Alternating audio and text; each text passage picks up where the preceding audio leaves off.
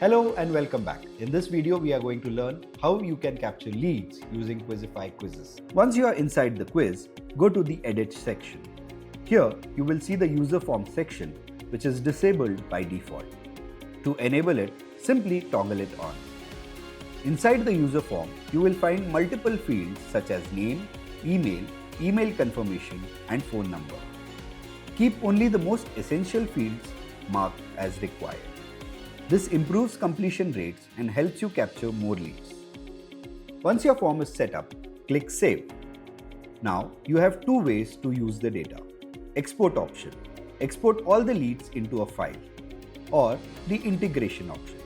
Connect directly with your favorite marketing automation tools like Klaviyo or MailChimp. With integration, you can send personalized emails, product recommendation, and latest update about your new launches. This helps you stay connected with your customers and drive repeat sales.